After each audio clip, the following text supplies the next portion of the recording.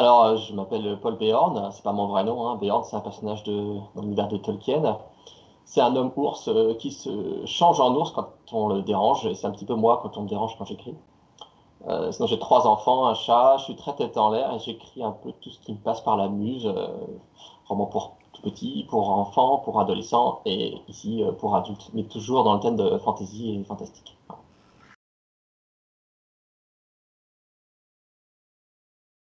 Donc, je suis l'auteur de Calam, qui est une série de deux romans, dont le tome 2 sort actuellement, qui s'appelle Les Deux Royaumes, mais dans ma tête, il s'appelle Calam 2. Et il est publié aux éditions Brajlon, qui sont spécialisées dans la fantasy pour adultes. Dans cette histoire, ça fait un an que le royaume est en guerre civile, et quand on commence l'histoire, la rébellion contre le roi tyrannique a échoué. Le chef légendaire de la rébellion d'Arendal est mort et ses partisans sont jetés au cachot. Donc c'est la fin de l'histoire. Mais c'est aussi le début puisque l'Église envoie un compteur dans la prison et commence à interroger les prisonniers pour savoir d'où vient ce d'Arendal, qui il était, et écrire sa légende. Et notamment, il va tomber sur un personnage, Maora, qui était la première lieutenante de d'Arendal, une très très jeune fille, qui voit une occasion d'avoir un sursis à son exécution et peut-être de reprendre la lutte. J'ai connu pas mal d'auteurs qui commençaient par dire quand j'écris une histoire, j'ai un message, je fais de la politique. Mais moi, j'ai qu'une seule intention quand j'écris un roman, c'est que mon lecteur passe un super moment de lecture. Écrire la meilleure histoire possible, que les gens oublient leur arrêt de métro ou l'heure à laquelle ils doivent se coucher pour continuer à lire ce bouquin. Alors, c'est peut-être beaucoup d'ambition, mais c'est pas la même en tout cas. Alors, bien sûr, ça m'empêche pas dans ce roman, pour qu'il soit intéressant, de parler de politique, de parler de beaucoup de thèmes, hein, des relations père-fille, des relations roi, artiste, homme, femme et encore beaucoup de choses. Et je ne vais pas pouvoir vous dire, dans cet ouvrage, j'ai souhaité vous présenter un message, c'est pas le cas.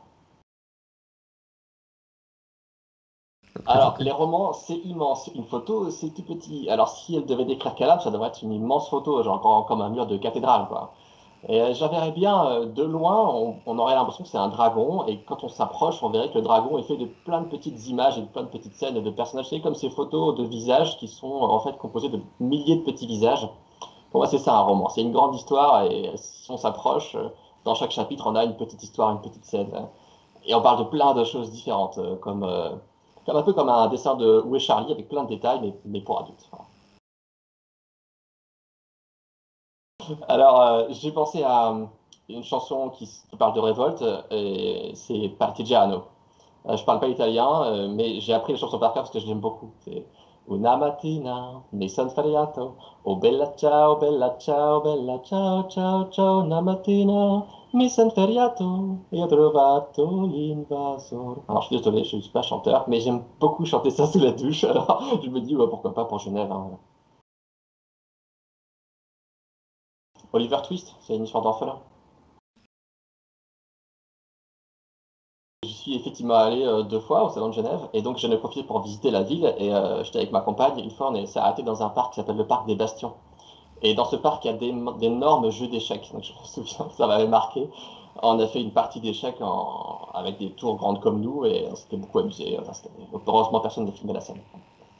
Je crois qu'on a tous les deux perdu tellement c'était une mauvaise partie d'échecs.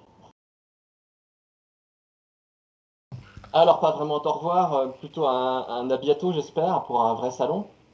On puisse se voir en real life, comme on dit en anglais, en tout cas physiquement.